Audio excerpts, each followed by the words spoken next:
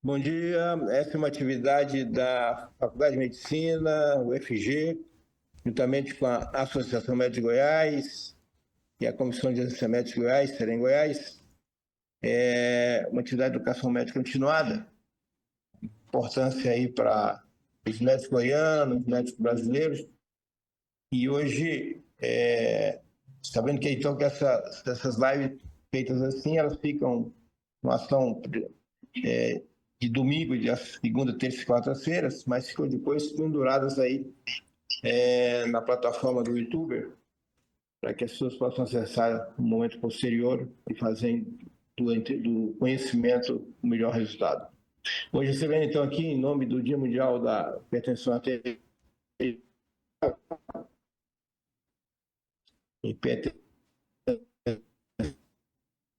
é um assunto de grande, todos, nosso querido professor especialista em cardiologia, professor da Faculdade de Medicina do UFG, ex-diretor da Faculdade de Medicina do UFG, e ex-coordenador da Comissão de Pós-Graduação em Ciências da Saúde daquela faculdade, que é uma grande pós-graduação.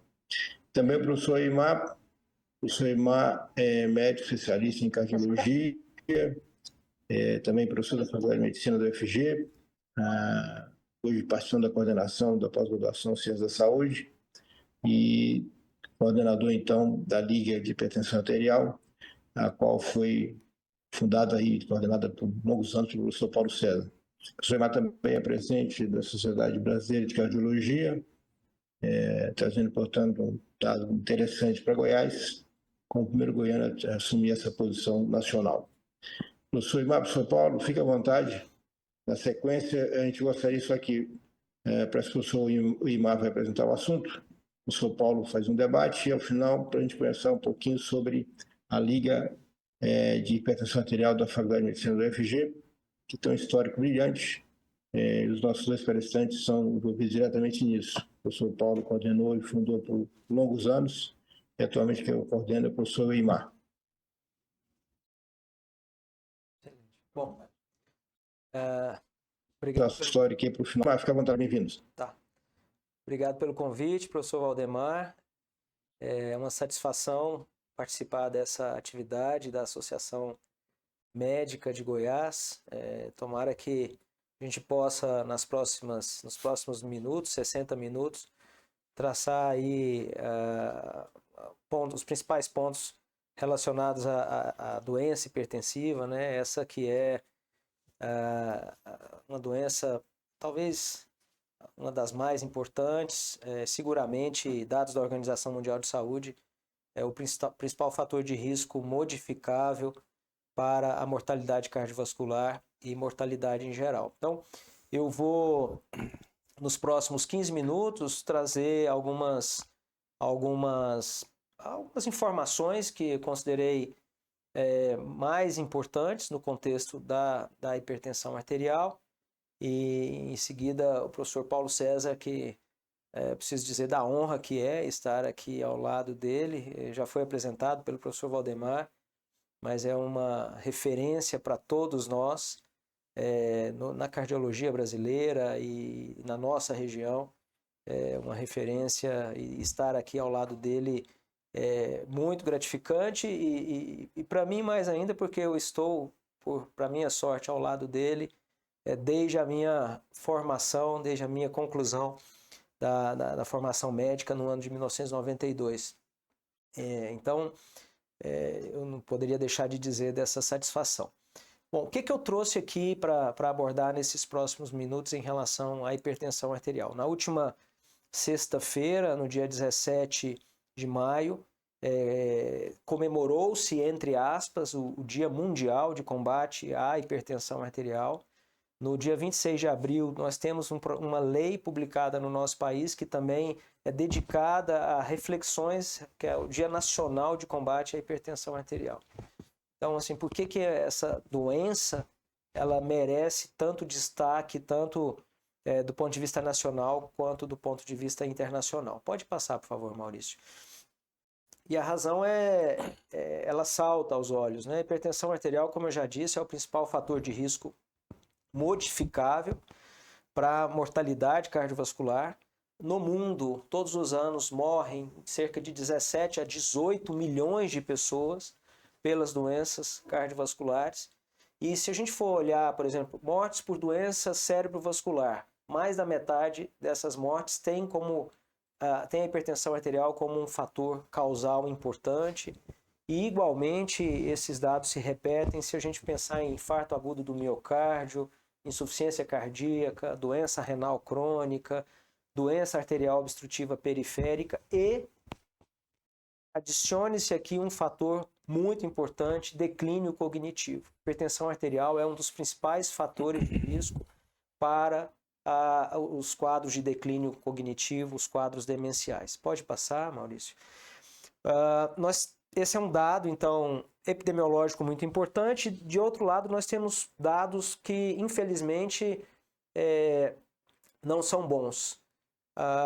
Essa é uma publicação da Organização Mundial de Saúde de 2021, uma análise de mais de 100 milhões de indivíduos em todo o planeta, mostrando que nas últimas 3 décadas as taxas de diagnóstico, as taxas de tratamento e as taxas de controle da doença hipertensiva não melhoraram, principalmente nos países subdesenvolvidos e nos países em desenvolvimento, inclua-se o Brasil nesse cenário.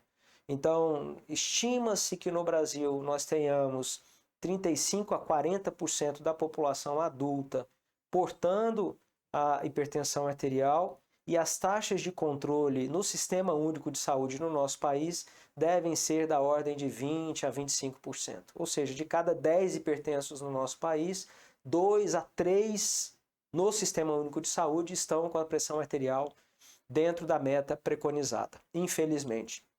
E aqui nós vamos falar sobre isso depois. Eu acho que já vale uma consideração importante.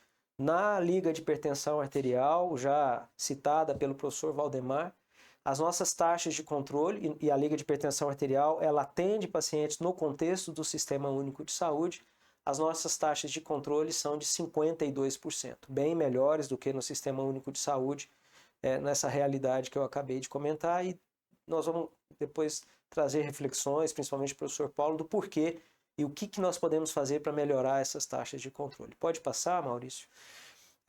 Então, a mensagem primeira é essa: as taxas de diagnóstico continuam muito baixas, especialmente nos países de renda baixa ou de renda média. Pode passar, por favor. Recentemente, a Sociedade Brasileira de Cardiologia publicou a diretriz de medidas da pressão arterial. Eu não vou entrar no detalhe dessa diretriz, mas eu queria trazer algumas reflexões. A primeira delas é que nós só vamos diagnosticar a doença hipertensiva se medirmos a pressão arterial. Pode parecer óbvio o que eu estou dizendo, mas existem levantamentos realizados no nosso país que dizem que a pressão arterial só é medida em 30% das consultas médicas. Então eu deixo aqui um apelo a todos os profissionais médicos, a todos os profissionais de saúde, que meçam a pressão arterial dos seus pacientes em todas as consultas, porque esse é o primeiro passo para que a gente tenha a possibilidade do diagnóstico.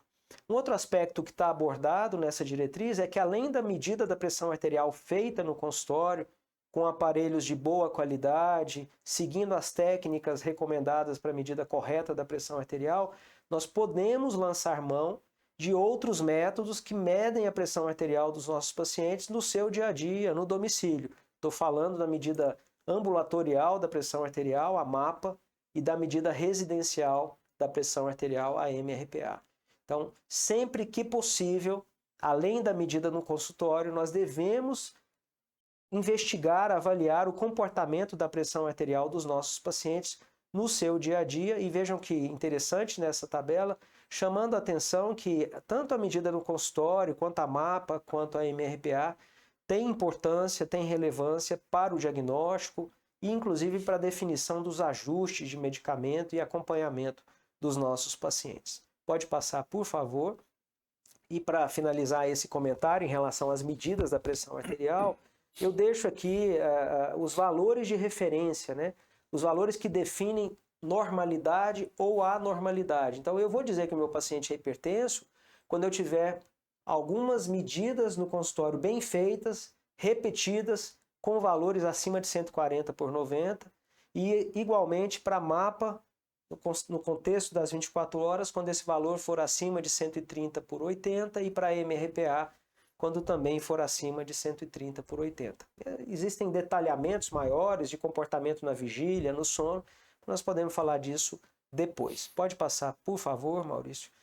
Por que é importante a medida no consultório e fora do consultório? Para a definição dos diferentes fenótipos. Então eu posso ter um paciente que ele é normotenso, quando a pressão é normal no consultório e fora dele. Eu posso ter um paciente que tem a hipertensão do avental branco, quando a pressão é alta no consultório, mas é normal no dia a dia do paciente. Eu posso ter a hipertensão mascarada, quando a pressão ela é normal no consultório, mas é alta no dia a dia do paciente. E posso ter a hipertensão sustentada, quando nos dois cenários a pressão se mantém acima dos valores de referência. E esses fenótipos de hipertensão arterial, eles diferem em relação a risco de complicações e em relação à estratégia de tratamento. Então é importante, sempre que possível, que a gente faça essas análises.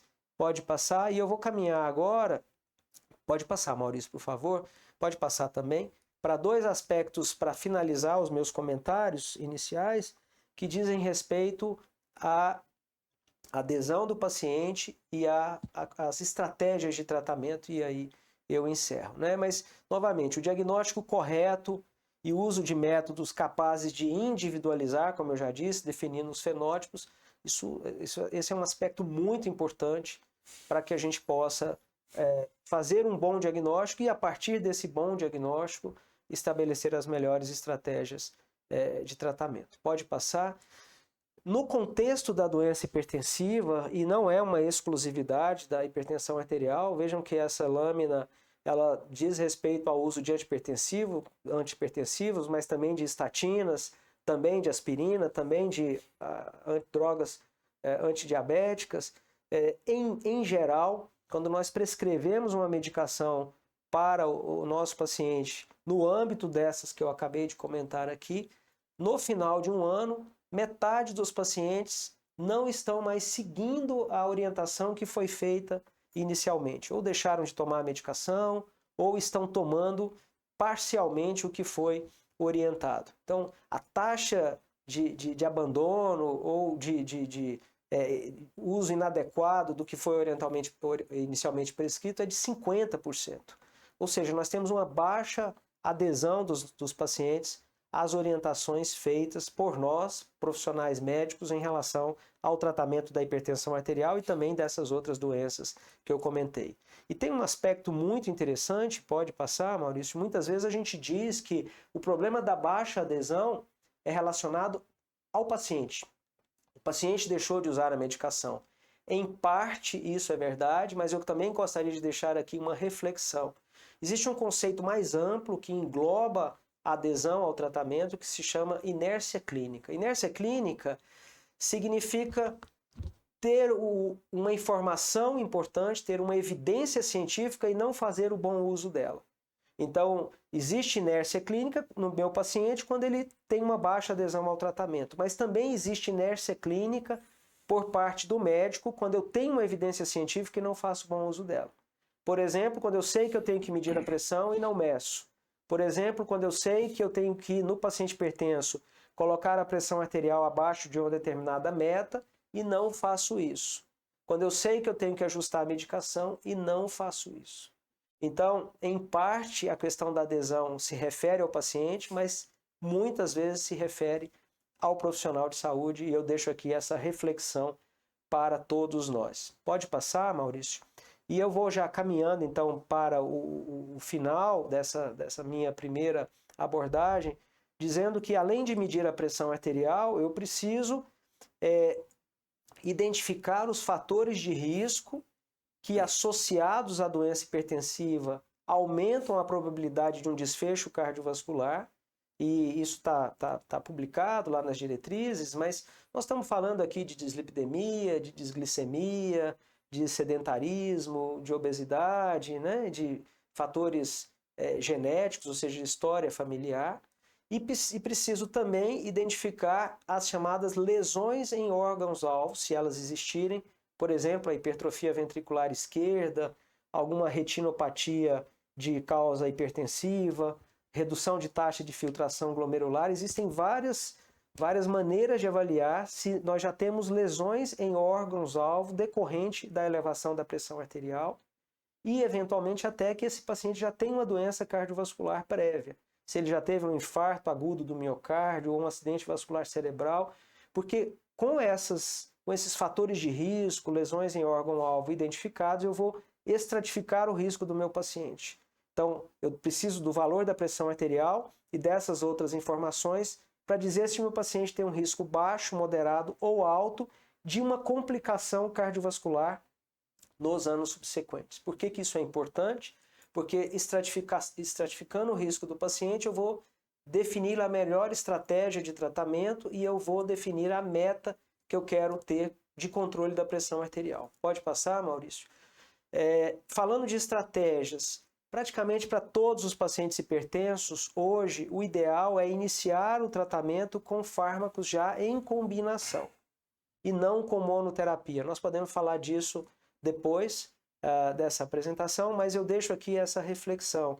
Esse é o que está posto na diretriz brasileira de hipertensão arterial. Vejam que a recomendação para iniciar um tratamento com monoterapia, ela é restrita para o paciente hipertenso estágio 1 de risco baixo, para o indivíduo pré-hipertenso de risco alto ou muito alto, e para os indivíduos idosos frágeis ou para os indivíduos muito idosos.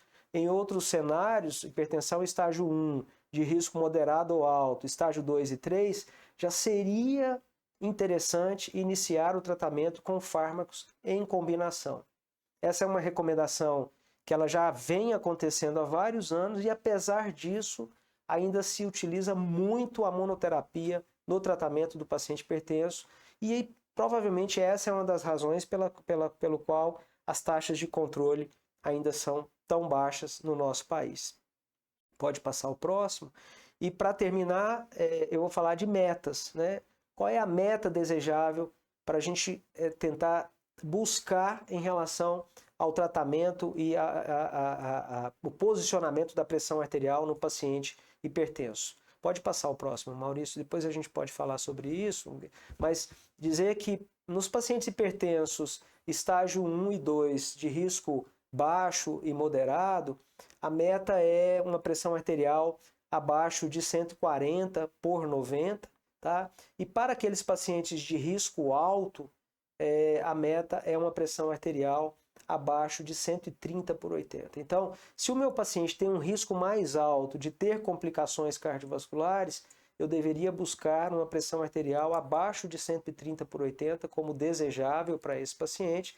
Se eu tenho indivíduos que têm um risco baixo ou moderado, eu poderia tentar manter essa pressão arterial abaixo de 140/90 até próximo de 130/80, é o que está publicado também na diretriz brasileira de hipertensão arterial. Existem outros estudos testando metas ainda mais baixas de redução da pressão arterial, mas isso ainda não é a evidência científica que é utilizada nas diretrizes. O que está recomendado hoje é o que está publicado aqui.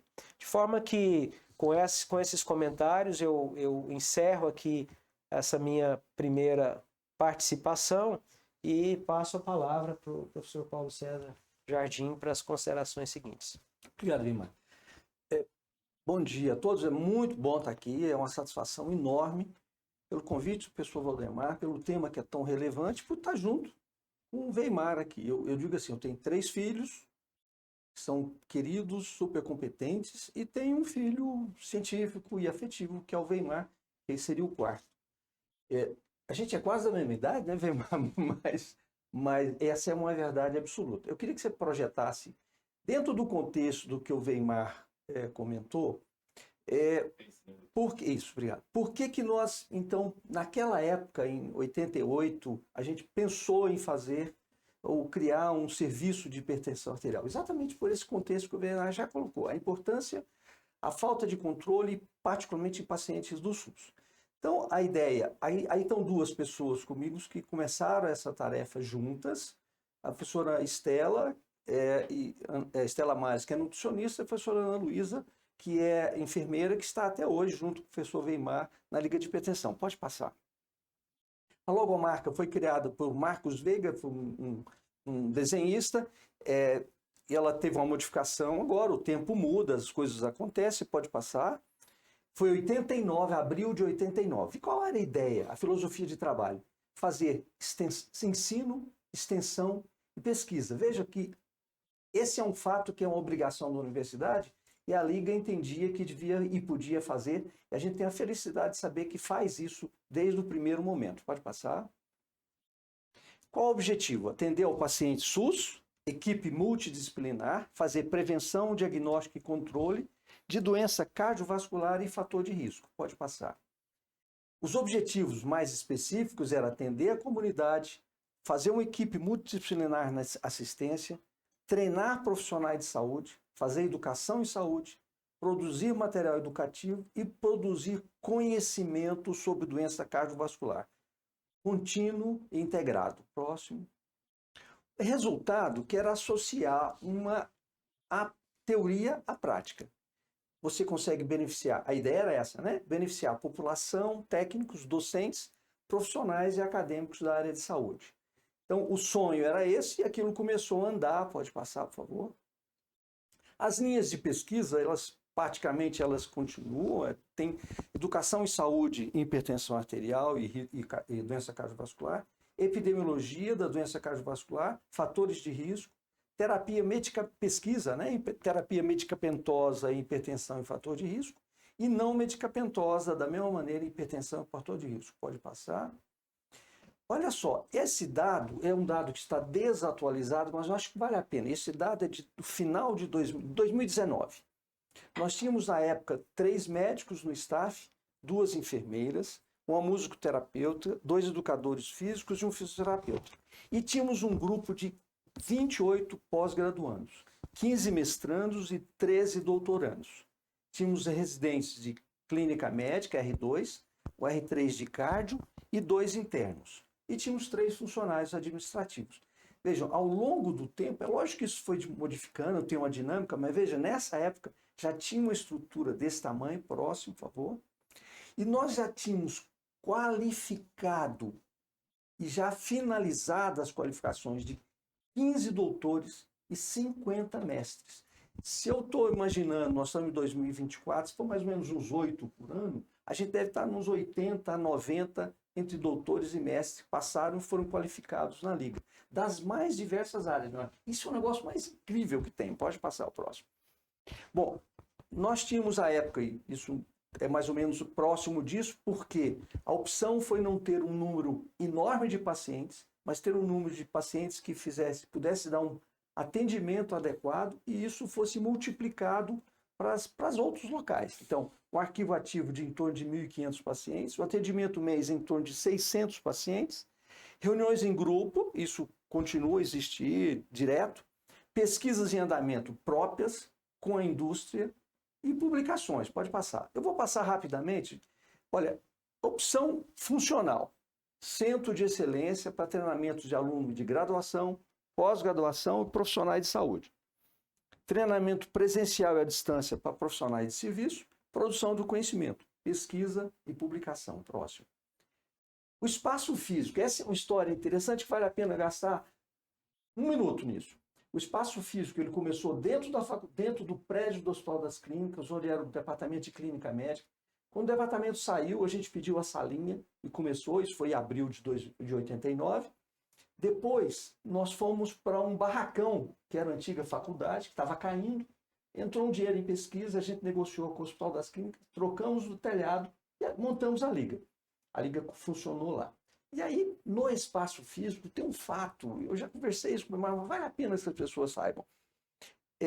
Um dia o reitor, o professor Edivar, chegou para mim e falou, marcou uma reunião, que estava o Rufo, professor Rufo, querido professor Rufo, que é da mastologia, o diretor do hospital e eu. E ele falou, professor Paulo, a Fundação Avon deu um dinheiro para fazer um prédio de referência para mastologia, para combate ao câncer de mama. Nós não temos espaço interno, queria saber se o senhor dá o espaço da Liga. Eu falei, reitor, o espaço não é da Liga, é da universidade, então faz dele o que quiser. Não, mas eu sei que fez isso, etc. Então eu falei, Então, não tem nenhum problema. Garante o espaço da Liga? Garantido. E aí surgiu o prédio onde nós estamos hoje, até agora eu acho que é um espaço eterno, que nós dividimos irmanamente com a mastologia, que é o Cora. O térreo funciona os consultórios, salas de reuniões, salas de espera. Depois tem um espaço que é da mastologia, 2 andares da mastologia. Temos um espaço que é misto, que é um anfiteatro maravilhoso. E no 4º andar está a Liga de Hipertensão, onde a gente era... O projeto foi nós que fizemos, isso é interessante. Eu lembro que o Thiago tinha ido a fazer um curso, que foi uma coisa da própria Sociedade de Cardiologia, e ele viu um desenho, um modelo, e a gente fez um modelo estrutural para poder servir de espaço da Liga. Hoje, o espaço da Liga é absolutamente... O espaço era fantástico, mas hoje o espaço é um espaço completo. Eu falei para o Maurício, ele precisa conhecer o espaço da Liga, que ele possivelmente vai querer abandonar o Valdemar e ir lá para a Liga. Porque hoje a gente tinha um espaço físico, uma coisa... A estrutura física era ótima, mas tínhamos uma estrutura de ambiente ainda muito precária, que eram as coisas antigas. O Weimar conseguiu terminar isso, eu diria, praticamente. A gente teve sempre umas coisas interessantes na Liga. O primeiro aparelho de monitoração ambulatorial de pressão arterial foi o reitor, na época, o Ricardo Bufaz, que deu para a Liga de Hipertensão. Depois nós tivemos um dinheiro de pesquisa, o primeiro aparelho, que é o aparelho de pressão central, o Sfigmocor, que é um aparelho assim, é raro no mundo até hoje. Hoje nós temos, eu diria, tudo. Na conversa que nós vamos ter, o Weimar pode completar. Quer dizer, o Weimar, através de pesquisa, dos projetos de pesquisa, dos projetos de pesquisa institucional e etc., conseguiu equipar com tudo. Hoje nós temos o que tem de mais avançado. Eu vou falar uma coisa sem querer ser cabotino. No mundo. Hoje, o serviço de hipertensão arterial, a Liga de Hipertensão, é o serviço... Eu não tenho menor... Hoje estou sem conflito de interesse, porque eu não estou lá mais, né? Eu só fico à distância. É o melhor que tem no Brasil, é o melhor da América Latina, e duvido que tenha um serviço que seja comparado ao nosso. Não só de espaço físico, mas de estrutura de equipamentos e de equipe. E a produção científica. Pode passar? Não quero... Bom, pode passar, isso são coisas educativas. Aí, rapidamente, isso são publicações que nós, até 2019, pode ir passando, tá? Alguns projetos financiados por CNPq, pela FAPEG, que a gente conseguiu. Depois, vários projetos da indústria e projetos depois que foram institucionais do Ministério da Saúde, mais para frente. Pode ir passando. Várias publicações. A equipe, em reuniões da equipe, pode passar. Só para a gente levantar isso, pode passar, pode passar. São publicações, isso até final de 2018. Pode passar, pode passar. Isso são reuniões do grupo. Vocês vão ver em algumas delas aí, tem o Dr. Weimar ainda jovenzinho. Pode passar, pode passar. Nós em congresso, Weimar, Thiago, eu, professora Ana está sempre presente, Priscila, pode passar. Algumas defesas de doutorado, a Estela ali junto conosco, pode passar. Pode passar, pode passar. Olha só, que interessante, em 2017 nós tivemos 3 publicações em periódicos nacionais e 5 internacionais. Em 2018, tínhamos 11 publicações em periódicos internacionais e tinha sido submetido 4, uma nacional e mais 3 internacionais que foram aceitos. De 2019 para cá, isso continuou nesse mesmo ritmo, talvez até mais. A produção científica é muito grande e isso é um negócio... E há uma interligação hoje da Liga com o Brasil todo, com o mundo todo, a internacionalização. Então, isso deixa a gente extremamente feliz e orgulhoso dessa continuidade, porque o que é mais importante é o legado. Eu brinco muito, e hoje ainda comentei com o Weimar quando a gente chegou, a gente quando entra numa sala que tem ar-condicionado, a gente esquece que antes não tinha nem ventilador, né? Então hoje a gente tem uma estrutura montada que foi o produto de um trabalho de pessoas muito importantes. Pessoal administrativo, né, que está lá até hoje, a Ana, que está desde o começo, a Estela, a Priscila, que foi nossa orientada de mestrado, de doutorado, e assim foi ao longo da vida. Então, acho que esse é um dado importante, acho que esse é o último que tem. Tem mais um? Passa mais um? Acho que esse é uma foto já acho que foi o último ano que eu estava ainda na Liga, uma reunião. O espaço é o mesmo, mas hoje esse espaço ele é todo informatizado e etc, etc. Aí nós estamos juntos numa reunião de equipe, está lá a Ana, estou eu, está o Weimar, então pode passar. Eu acho que é isso aí. Agora vamos conversar fiado. Eu acho que conversar fiado contextualizamos bem, acho que o Weimar contextualizou isso bem, e a Liga é isso, e eu acho que isso vale a pena, e a universidade nos proporciona esse tipo de coisa. Obrigado, Valdemar. Estamos às ordens.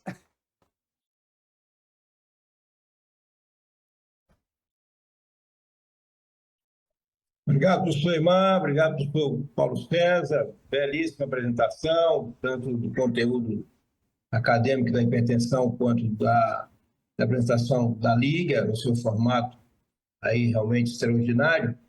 E eu queria aqui, de forma pessoal e institucional, felicitar o professor Paulo pela fundação, pelo engajamento, estímulo, né?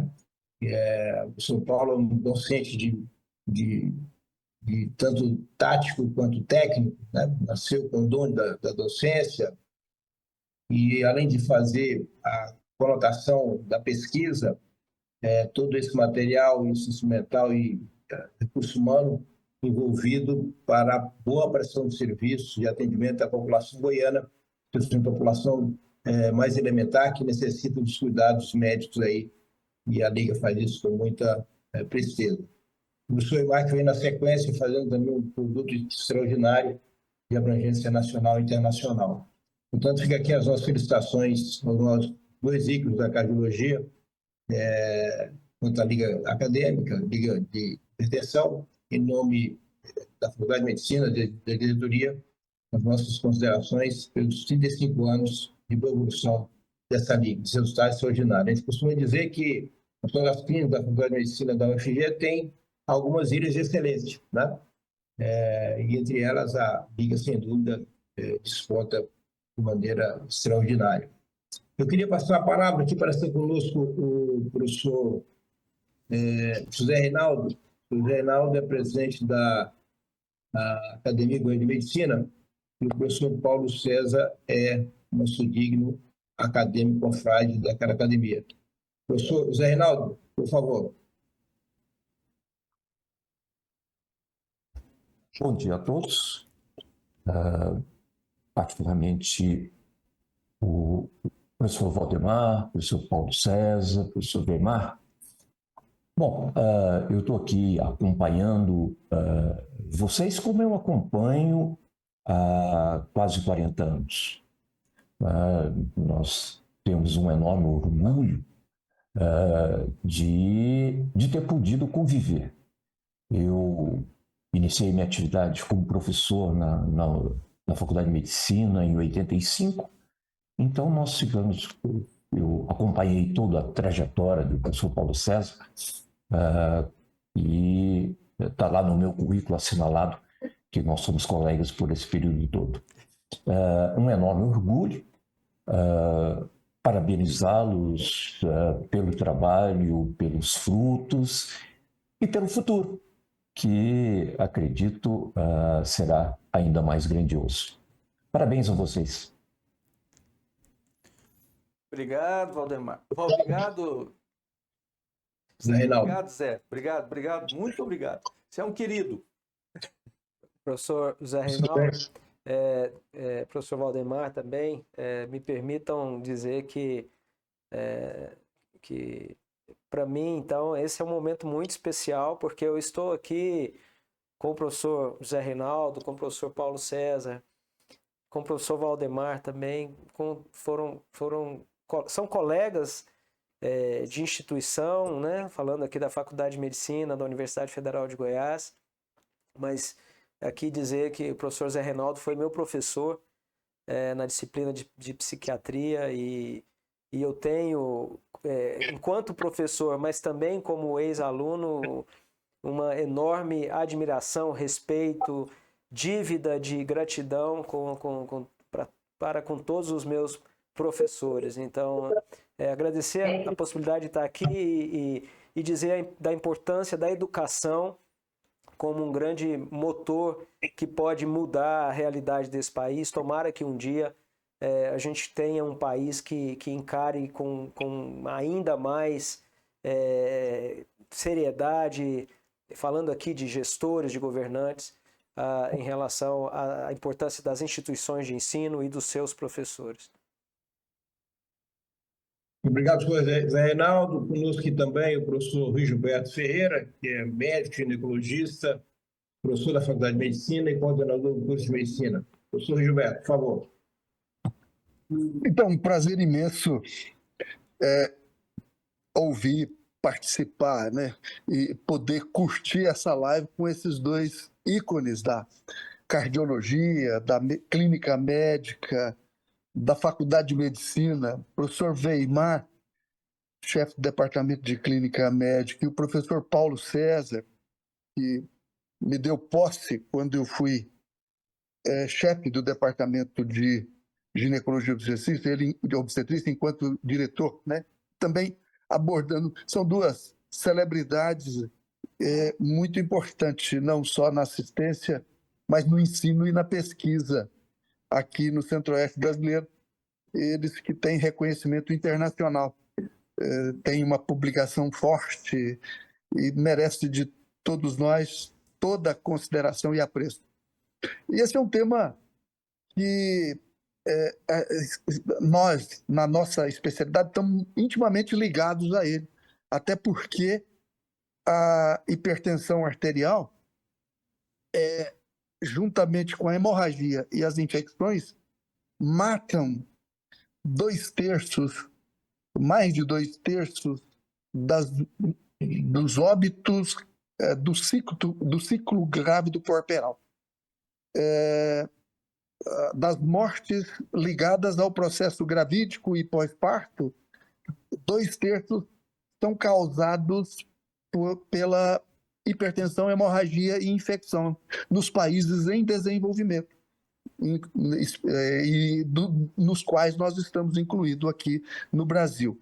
Até pouco tempo, a hipertensão era a que mais matava. De 2019, 2020 para cá,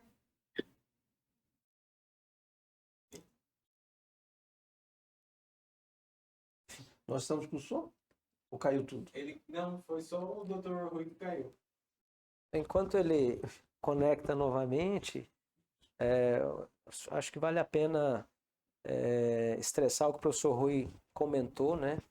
A doença hipertensiva, na verdade, ela está no dia a dia de todo médico, qualquer que seja a sua especialidade, né? O professor Rui está trazendo aqui essas informações em relação ao ciclo da gravidez e puerpério, mas na vida da mulher também, ao longo de toda a vida da mulher, a hipertensão arterial da mulher adulta, é claro, a hipertensão arterial tem também uma importância enorme, infelizmente, e ainda muito mal controlada. Desculpa, professor Rui, eu estava aqui trazendo alguns comentários até o seu retorno.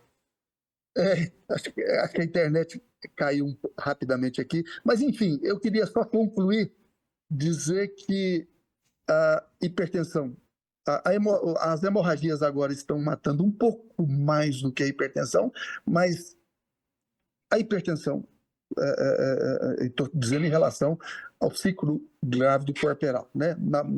A mulher grávida e no pós-parto. Mas ela continua muito relevante. E o que a gente lamenta no último estudo nosso, de 2020, 2021, para 2022, agora 2023, 2024, 80% desses óbitos são evitáveis. Aproximadamente 80% desses óbitos na obstetrícia são evitados pela síndrome hipertensiva. E evitáveis por ações básicas de saúde, um aparelho de pressão, uma fita métrica, a aplicação de um protocolo médico, uma garantia do sistema de referência e contra-referência, né? Para que essas mulheres não perambulem atrás de vagas de UTI, perambulação da morte aí. Enfim, por ações simples, não é nenhum investimento forte dos governos, não. apenas uma sensibilidade das autoridades sanitárias, né, das autoridades de saúde, das autoridades das políticas públicas de saúde. Mas, enfim, eu queria dizer que esse tema ele é muito relevante para a humanidade, não só para a medicina, né, para a humanidade, para o mundo. E vocês dois representam muito no ensino de tudo isso e merece de nós toda a consideração e apreço. É isso, professor Valdemar. Muito obrigado aí pela oportunidade de participar aqui no final dessa live. Valdemar, tá me ouvindo? Sim, professor Paulo. Quero só fazer um comentário, Rui, pegando um gancho nisso. É absolutamente importante o tema. Emar já estressou enquanto você tinha fugido aí com a internet, mas tem um aspecto que é do ponto de vista de obstetrícia, que as medidas preventivas elas são tão importantes e são tão relegadas a um segundo plano. Esse é um negócio que nos preocupa. E aí nós temos uma outra preocupação, falando da mulher, que é com os atuais chips de beleza, que não estou falando de ciclo de gravidez, mas da mulher como um todo, na sua fase mais importante, a preocupação nossa com os tais chips de beleza, com as tais reposições hormonais inadequadas e que tem trazido também grandes problemas que nós cardiologistas vemos no dia a dia. Não é verdade, Weimar? Essa é uma outra preocupação muito grande. Exato. Eu acho perfeita essa consideração do professor Paulo, porque do ponto de vista de história natural, o homem adulto, jovem, ele tem uma prevalência maior de hipertensão arterial do que a mulher. Isso acontece até por volta dos 40, 45, 50 anos. Depois essa prevalência ela se iguala e a partir ali dos 55, a prevalência de hipertensão arterial na mulher passa a ser maior do que no homem. E um dos grandes fatores que responsáveis por essa diferença em relação ao sexo masculino e feminino é justamente a questão hormonal, principalmente o estrogênio, que tem uma ação vasodilatadora importante. E as mulheres, eu acho que vale muito esse alerta em relação ao uso indevido de hormônios. Dentro desse uso de hormônios do chamado chip da beleza, ou qualquer nomenclatura que se queira dar, uso inadequado no final das contas, e a gente tem visto às vezes reposição de testosterona em mulheres jovens. Quer dizer, as mulheres elas que estão fazendo uso inadequado desse tipo de hormônio, elas perdem o efeito benéfico que o sexo feminino tem, dessa característica hormonal e do estrogênio, de mantê-las mais jovens do ponto de vista vascular e de pressão arterial do que os homens, pelo menos até o climatério.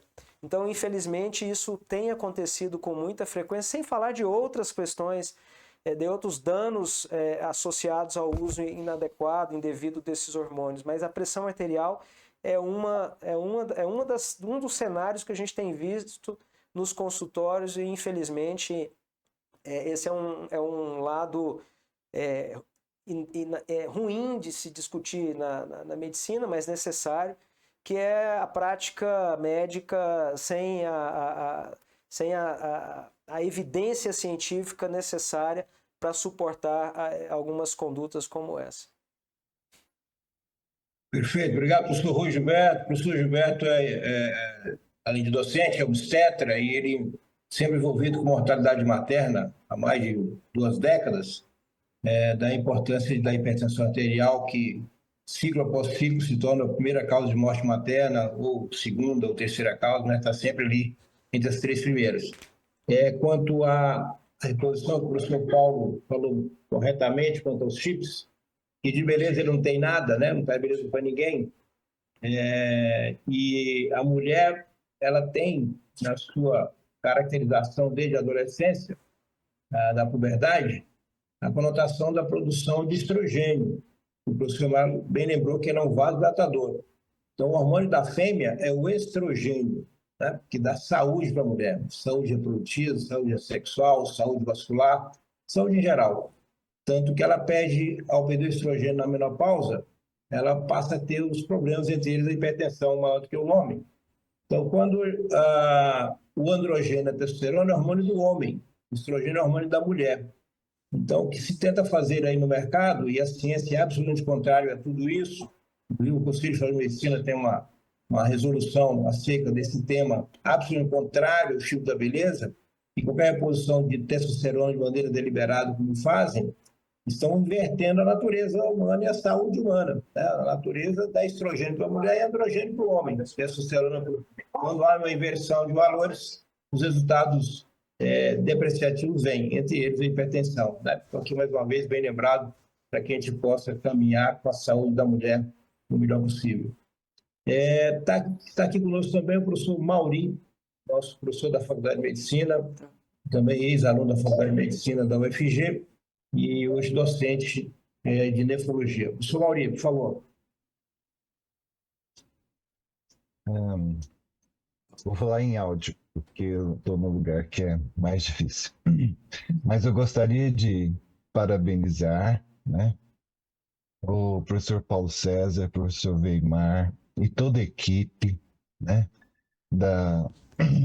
que faz estar viva a Liga de Hipertensão, porque a Liga de Hipertensão é um dos órgãos mais importantes da UFG, da Faculdade de Medicina e até da UFG, por todo o benefício que tem prestado à sociedade e ao ensino, tanto na graduação, os internos, quanto na pós-graduação.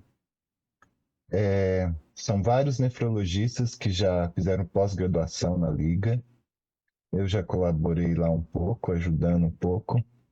Queria ter mais tempo para estar lá, para estar mais firme, para ajudar em algo tão importante. Mas ela realmente, a Liga de Hipertensão é um orgulho para todos nós. É referência no mundo inteiro.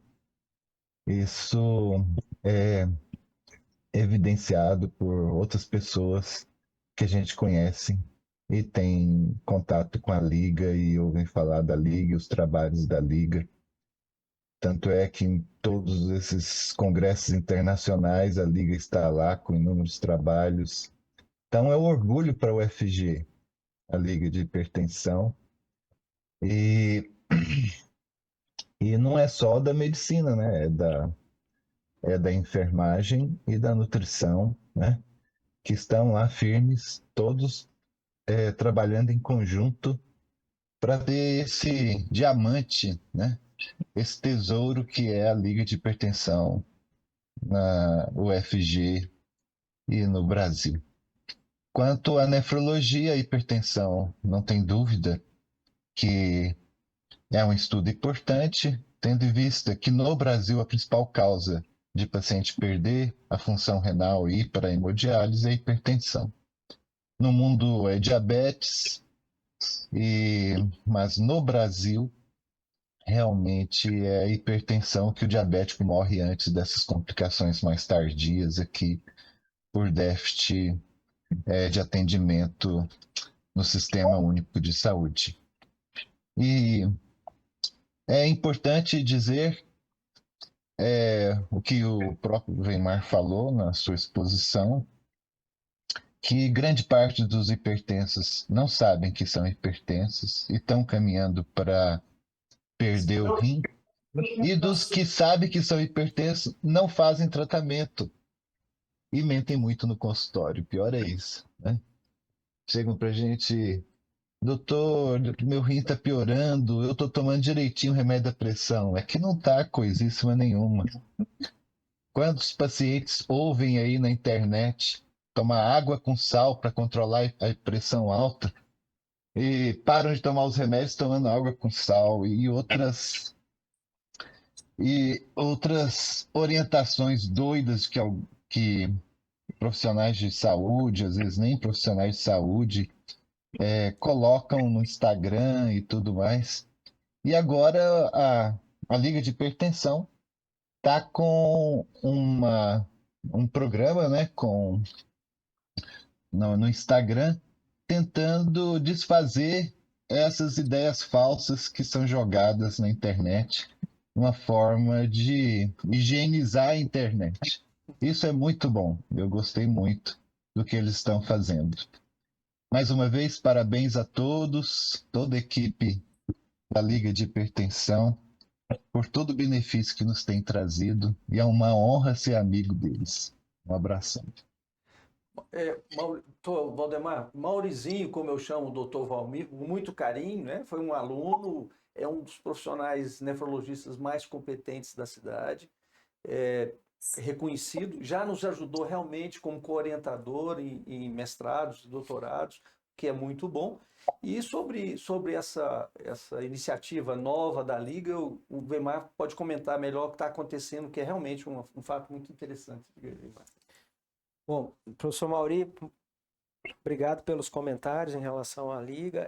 Realmente nós estamos com um projeto e eu até vou aproveitar aqui a oportunidade para convidar todos os colegas médicos, não só a participar, mas eventualmente até se julgarem pertinente, divulgar para os seus pacientes um projeto chamado Saúde Consciência, né? E o objetivo desse projeto é discutir temas relacionados a questões de saúde e hipertensão arterial e doença cardiovascular, desfazendo essas fake news, essas informações maldosas, equivocadas, muitas vezes com fins equivocados, né? Fins escusos, que nós vemos hoje na internet e que levam muitas vezes à tomada de decisão dos pacientes com algo que vai fazer mal à saúde deles. Então discutimos, por exemplo, o papel do sal em relação à hipertensão arterial. Recentemente eu tive a oportunidade de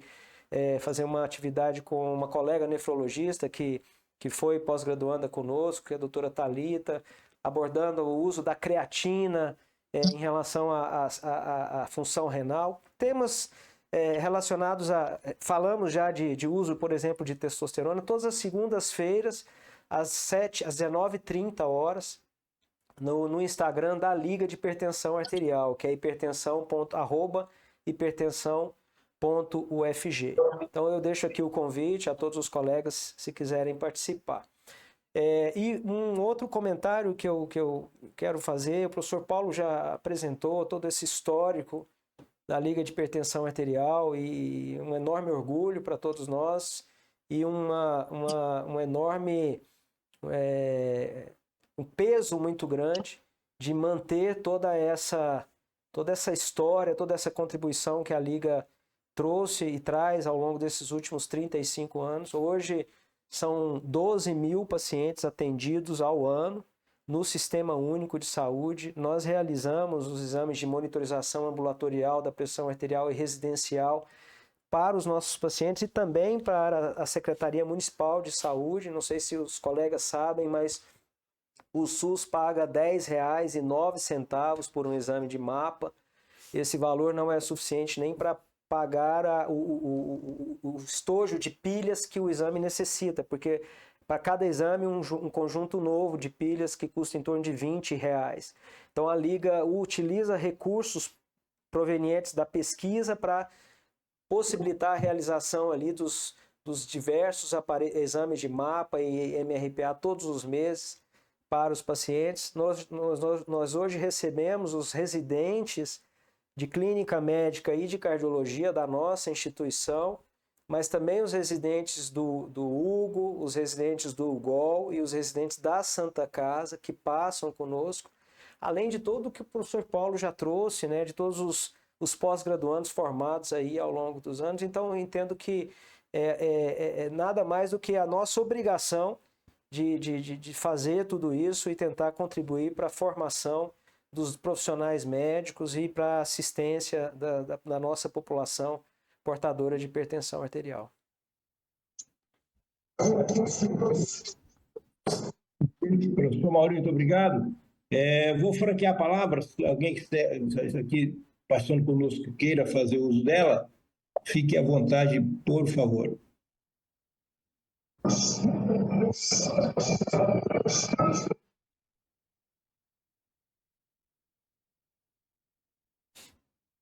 Bom, se não temos, nós vamos então, já estamos 1 hora de live.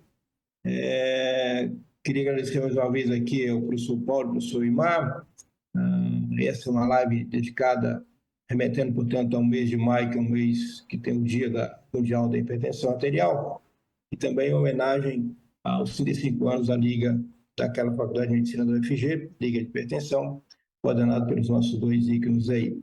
Queria, então, dizer aos dois professores, professor Paulo e professor Imar, que sintam-se abraçados, né, por nós, pela Faculdade de Medicina, pela Universidade Federal de Goiás, e por todos os nossos clientes elementares do SUS, que são beneficiados com a ação de vocês, né? Que Deus os proteja e que a gente siga com a Liga como exemplo para todos nós, que possamos fazer dos nossos setores os mais produtivos possíveis, mais crescentes possíveis, né? Bom dia a todos vocês. Vou voltar a palavra ao professor Imar para considerações finais, a seguir o professor Paulo encerra, e assim nós finalizamos esse belo domingo, essa bela manhã, com o belo sol que está aí para todos nós. Professor Imar, por favor. Bom, professor Valdemar, primeiro, mais uma vez, agradecer a oportunidade, o convite e a lembrança da história da Liga de Hipertensão, a possibilidade de a gente falar um pouquinho aqui da doença hipertensiva e da história da Liga de Hipertensão Arterial, e rapidamente dizer que conclamar os colegas médicos que se atentem à importância da medida da pressão arterial, a necessidade de estabelecer esse diagnóstico o quanto antes, tratar os pacientes o quanto antes, porque essa exposição ao longo dos anos a níveis pressóricos elevados significa todos esses desfechos que nós já falamos aqui. Tá? Então, muito obrigado e um excelente domingo a todos. Valdemar, muito obrigado. Obrigado a todos que estiveram presentes aqui nessa reunião. E pouco sal, muita atividade física, peso dentro do normal, sem cigarro, se beber pouco. Valdemar, até amanhã às 4h30 da manhã, né? Como todo dia. E um abraço a todos. Foi um prazer estar aqui. Muito bom estar com o Weimar aqui. Abração para você, velho. Valeu, meus amigos. Um forte abraço, um bom dia e até a próxima. Tchau, tchau. Tchau, Maurício. Tchau, doutor. Até amanhã. Tchau, tchau.